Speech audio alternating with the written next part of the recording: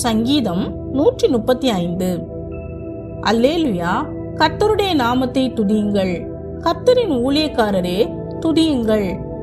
கர்த்தருடைய வீட்டிலும் நமது தேவனுடைய ஆலய பிரகாரங்களிலும் நிற்கிறவர்களே கர்த்தரை துதியுங்கள்.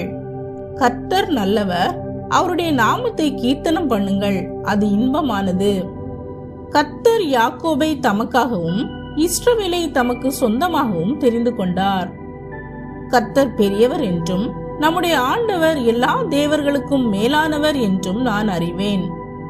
வானத்திலும் பூமியிலும் சமுத்திரங்களிலும் எல்லா ஆழங்களிலும் கர்த்தர் தமக்கு சித்தமானதையெல்லாம் செய்கிறார்.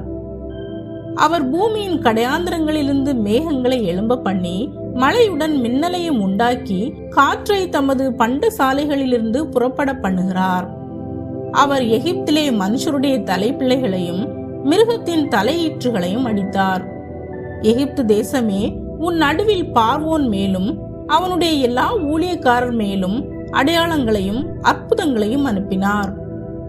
அவர் அநேகம் ஜாதிகளை அடித்து பலத்த ராஜாக்களை கொன்று எமோரியரின் ராஜாவாகிய சீகோனையும் பாசானின் ராஜாவாகிய ஓகையும் கானானின் சகல ராஜ்யங்களையும் அழித்து அவர்கள் தேசத்தை தம்முடைய ஜனமாகிய இஸ்ரவேலுக்கு சுதந்திரமாக கொடுத்தார்.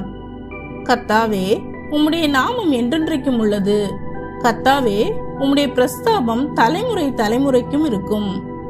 கர்த்தர் தம்முடைய ஜனத்தின் நியாயத்தை விசாரித்து தம்முடைய ஊழியக்காரர் மேல் பரிதாபப்படுவார்.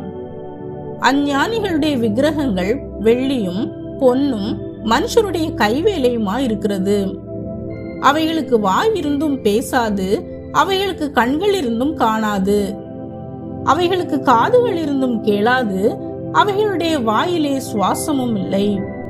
அவைகளை பண்ணுகிறவர்களும் அவைகளை நம்புகிறவர்கள் யாவரும் அவைகளை போல் இருக்கிறார்கள். இஸ்ரவேல் குடும்பத்தாரே, கர்த்தரை ஸ்தோத்திரியுங்கள். ஆரோன் குடும்பத்தாரே, கர்த்தரை ஸ்தோத்திரியுங்கள். லேவி குடும்பத்தாரே, கர்த்தரை ஸ்தோத்திரியுங்கள். கர்த்தருக்கு பயந்தவர்களே, கர்த்தரை ஸ்தோத்திரியுங்கள். எருசலேமில் வாசம் பண்ணுகிற கர்த்தருக்கு சீயோனிலிருந்து ஸ்தோத்திரம் உண்டாவதாக. அல்லேலுயா. பிரியமானவர்களே, இந்த சங்கீதம் நம்மை முழு இருதயத்துடன் கர்த்தரை ஸ்தோத்தரிக்க அழைக்கும் ஒரு உன்னதமான சங்கீதமாகும். கர்த்தர் மிக பெரியவரும் எல்லாவற்றுக்கும் மேலானவரும் வல்லமை உள்ளவருமாய் இருக்கிறார். அவர் வானத்தையும் பூமியையும் படைத்தவர், அதிசயங்களையும் அற்புதங்களையும் செய்கிறவர். இந்த சங்கீதம் உயிருள்ள தேவனை உயிரற்ற சிலைகளுடன் ஒப்பிட்டு நம்முடைய தேவன் உண்மையிலும் ஜீவன் உள்ளவர் என்று நமக்கு உணர்த்துகிறது. அவர் என்றென்றும் நம்பிக்கைக்குரியவர், தமது ஜனங்களை ஒருபோதும் விட்டுவிடாதவர்.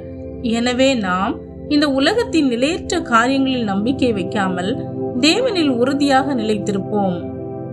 மேலும் எந்த சூழ்நிலையிலும் நாம் தேவனை நம்பி அவரை துதித்து அவருடைய நன்மைகளை நினைத்து வாழ வேண்டும் என்பதை இந்த சங்கீதம் நமக்கு மிக தெளிவாக கற்றுக் கொடுக்கிறது.